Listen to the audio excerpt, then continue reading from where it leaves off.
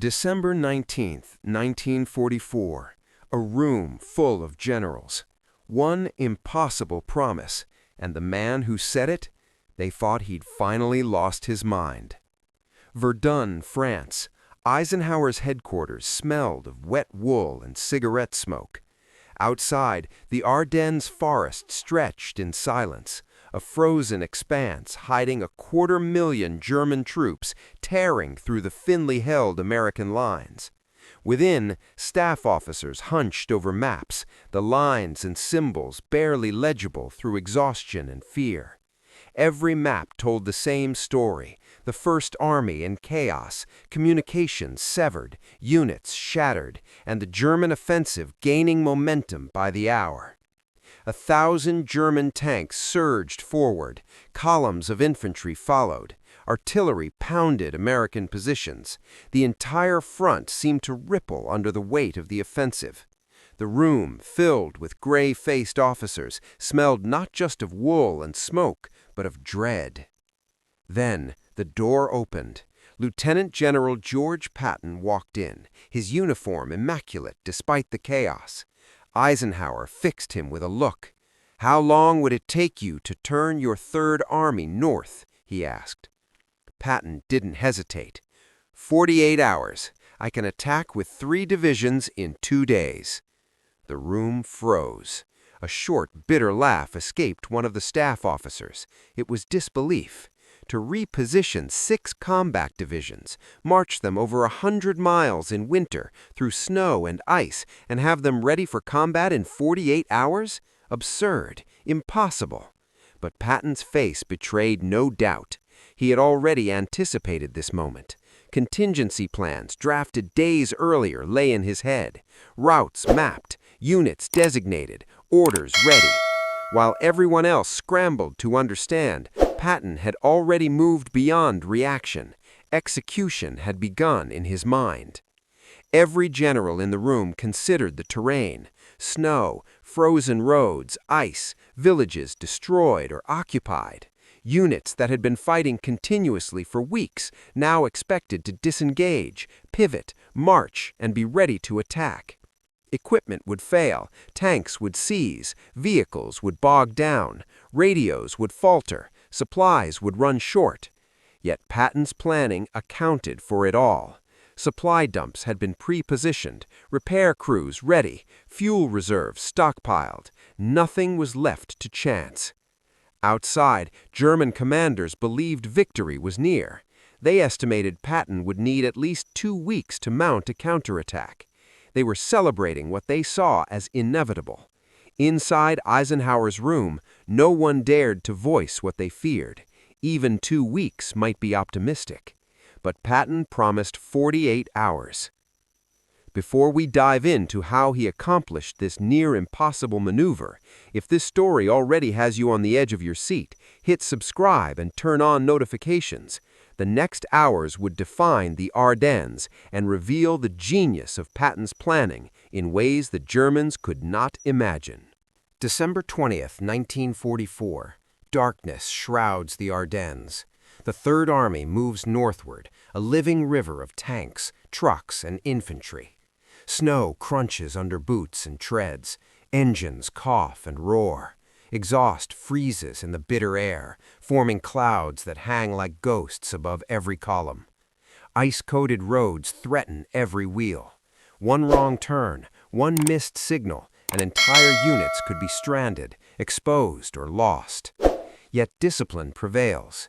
Drivers follow prearranged routes with precision. Infantry squads maintain spacing, avoiding bottlenecks. Supply trucks fill in gaps when tanks break down. Engineers clear debris, bridge weaknesses, and frozen mud to keep the columns moving. Every mile gained is measured against the clock, every delay calculated for its cost. The Ardennes winter is merciless. Snowstorms reduce visibility, blizzards slow movement to a crawl. Frostbite and exhaustion threaten men who have been fighting for weeks. Radios fail intermittently, convoys split. Yet the same snow that hinders also hides the Third Army from German reconnaissance. Fog rankets the forest, muffling engines, masking the movement of men and machines. Patton's gamble depends on both speed and surprise. Units march through villages destroyed or abandoned. American engineers mark routes on walls, trees, and signs to avoid confusion. Signals officers run ahead, adjusting positions to prevent collisions. The march is relentless. Daylight comes, but it brings no relief. Snow reflects the gray winter sky, blinding drivers. Frozen roads crack under the weight of armor. Tanks sink into hidden potholes.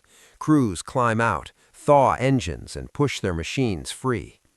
Patton himself rides with reconnaissance units, checking the forward elements, adjusting movement, and issuing clarifying orders.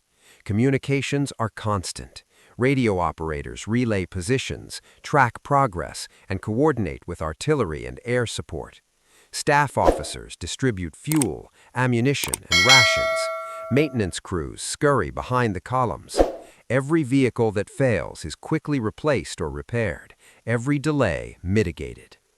At German headquarters, the situation remains unchanged in perception. Von Rundstedt and his staff believe the Americans cannot arrive in force for days. They are unaware of the speed, discipline, and planning fueling Patton's advance. The Ardennes forest is unforgiving. Roads narrow into single-lane passages. Frozen streams cut across routes. Villages block movement with rubble, snowdrifts, and abandoned vehicles. Trees fall from previous bombardments, lying like barricades. Troops march with rifles at the ready, eyes scanning for enemy patrols. Armored units maneuver carefully, trying to avoid becoming stuck in the ice or snow. Any breakdown threatens the timing of the entire maneuver. Yet the Third Army presses forward. Units take turns leading, rotating exhausted drivers and crews. Supply wagons distribute fuel precisely where it is needed. Repairs are performed on the move. Convoys are endless, stretching miles through the Ardennes winter night. December 21, 1944. The first contact with German forces occurs. Scouts report enemy positions near Bastogne. Skirmishes erupt. German troops, stretched thin and already exhausted from weeks of offensive, fire sporadically. Tanks exchange fire across frozen roads. Infantry fight for every village. The Americans are methodical, advancing with caution yet relentless momentum. Patton's divisions take small towns, secure crossroads, and push German units back, never halting for more than necessary. Engineers repair destroyed bridges to allow tanks to continue. Radio operators relay the progress to headquarters. Every movement is synchronized.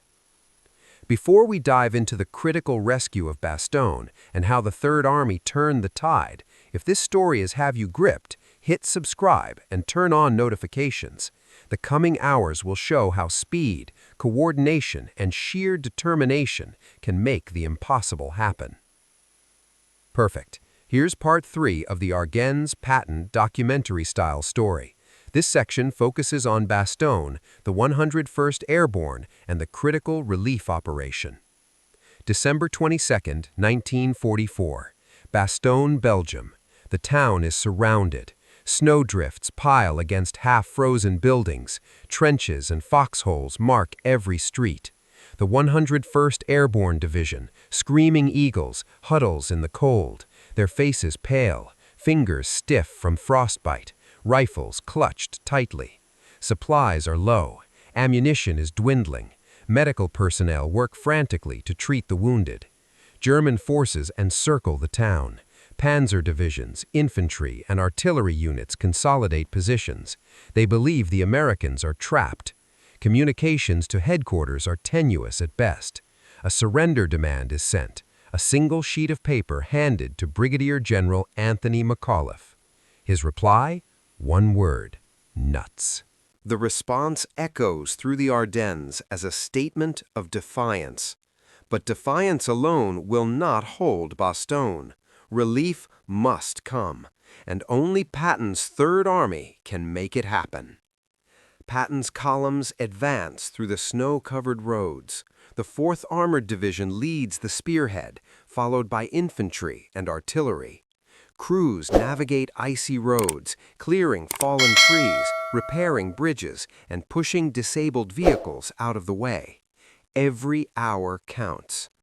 German units spot movement but are slow to react. Their forces are overextended, their supply lines stretched thin. December 23rd, early morning. The Third Army moves through the dense Ardennes forest. Snow masks their progress from German observers, giving the Americans the advantage of surprise. German forces assume the relief will take days. They do not expect the Americans to arrive in force so quickly. By midday, Patton's lead elements are within 10 miles of Bastogne. Snow falls steadily, reducing visibility. Tanks move in column, Shermans first, followed by infantry in trucks and jeeps. Artillery follows carefully behind, providing support if German positions attempt to halt progress. In the forest, German patrols are encountered. Skirmishes erupt. Tanks fire from concealed positions. Infantry ambush from behind trees. The Americans respond with coordinated volleys. Tank crews fire, infantry advance, and artillery strikes German positions. Patton's genius shows in the coordination. Communication lines link the lead elements to the rear units. Engineers repair roads in real time. Units rotate to allow exhausted soldiers brief rest. Ammunition is distributed as columns move. Every division knows its objective: reach Bastogne before nightfall. Late afternoon, December 26, 1944. The first contact with the 101st Airborne is made. Sherman tanks roll into Bastogne's outskirts. Paratroopers emerge from dugouts, foxholes, and destroyed buildings.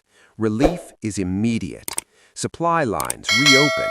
Ammunition, food, and medical supplies are distributed. The moment is tense but euphoric. Soldiers shake hands, exchange stories, and tend to the wounded. German forces realize they have lost the element of surprise. Patton's speed and audacity have turned a desperate defense into a renewed offensive. December 27th. With Bastogne secure, the Third Army pushes west and north to reclaim lost territory. Sherman tanks move in formation. Infantry follows in a synchronized advance. Artillery softens German positions. The Germans, exhausted, undersupplied, and facing coordinated attacks, begin a steady retreat. American air support returns, striking supply lines, retreating columns, and any armored unit attempting to reorganize. The once menacing German offensive starts bleeding away, their momentum shattered. By January 1st, 1945, the Third Army has pushed the Germans back across the Ardennes. Bastogne stands as a symbol of resilience and coordination. The German offensive, the last major push on the Western Front, is now in full retreat. Casualties are staggering. The Germans have lost over 100,000 men, more than 700 tanks, and critical equipment. The Americans' logistical efficiency, combined with audacious planning and rapid movement, has turned near disaster into a decisive victory. Before we conclude this incredible campaign and examine its long-term consequences, hit that subscribe button. These next hours will show how Patton's rapid response not only saved Bastogne, but also sealed the fate of Germany's final gamble. Perfect. Here's part 4, the final push and resolution of the Ardennes, Patton documentary-style story. This will cover the collapse of the German offensive, the full counterattack by Patton, and the strategic aftermath. January 1st, 1945. The Ardennes Forest, Belgium. German units that launched the audacious Bulge offensive are now fragmented, exhausted, and scattered. Snow clings to their uniforms. Engines are silent from fuel shortages. Ammunition is nearly gone, and morale is shattered. Commanders like Field Marshal von Rundstedt realize the gamble has failed.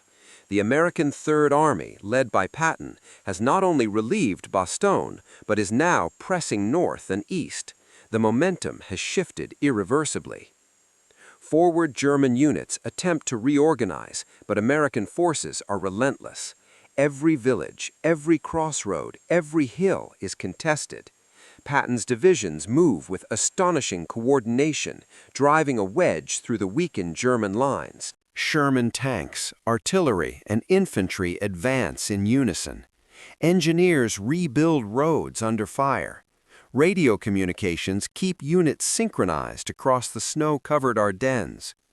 German columns, many immobilized by destroyed roads and fuel shortages, are easy targets. Air support sweeps the skies. P-47s dive relentlessly, rockets screaming into abandoned vehicles, artillery positions, and retreating columns. Patton's strategy is surgical. He isolates pockets of resistance, cuts supply lines, and relentlessly pushes toward the west. Villages change hands multiple times in a single day. German commanders cannot predict where the next blow will fall. By January 10, 1945, American forces have recaptured nearly all territory lost during the initial German offensive. Bastogne remains secure, and the Third Army continues to push, inflicting heavy losses on German divisions already weakened from weeks of overextension. German casualties are catastrophic. Over 100,000 men killed, wounded, or captured. Tanks, artillery, and vehicles are destroyed or abandoned. Fuel and ammunition shortages compound the collapse. The Ardennes offensive, the last major German effort on the Western Front, is effectively over. The defeat of the German offensive has far-reaching consequences. The Wehrmacht has exhausted its last reserves in the West. Industrially, Germany can no longer replace losses at the scale required. Morale plummets, command structures are disrupted. The Ardennes, once a symbol of German ambition, becomes a testament to the limits of bold tactics against industrial and logistical superiority. Patton's rapid, audacious decisions have reshaped the battlefield. His ability to move divisions quickly, maintain supply lines, and coordinate combined arms ensured the collapse of what was meant to be a decisive German victory. Patton's actions during the Battle of the Bulge solidify his reputation as a master of operational maneuver. Commanders, both American and German, acknowledge his speed, decisiveness, and ability to exploit opportunities that others might consider impossible. After-action reports highlight the critical factors: logistics, coordination, air superiority, and bold leadership. Patton's willingness to take calculated risks and his foresight in planning contingency operations turns near disaster into one of the most remarkable counteroffensives of the war. The Ardennes campaign demonstrates several crucial lessons in modern warfare. Industrial capacity and supply chains often matter more than individual heroics.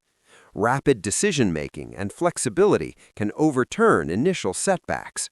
Even the most disciplined and experienced forces can fail if logistics fail. Leadership under pressure is decisive. Patton's foresight turned desperation into victory. The snowy fields, bombed-out villages, and shattered forests of the Ardennes now hold the scars of one of World War II's last great gambles, and the evidence of what happens when audacity meets preparation. So here's the question. If you were Eisenhower and someone proposed a 48-hour march through winter to save an entire surrounded division, would you have trusted them? Could you have risked the lives of thousands for a gamble that might just work? Let me know in the comments. And if this story of the Ardennes gave you chills, hit like, share it with someone who loves untold World War II history, and subscribe for more deep dives into the battles, strategies, and leaders that shaped the 20th century. Because in war, as in life, the impossible is often just the challenge that no one else is willing to attempt.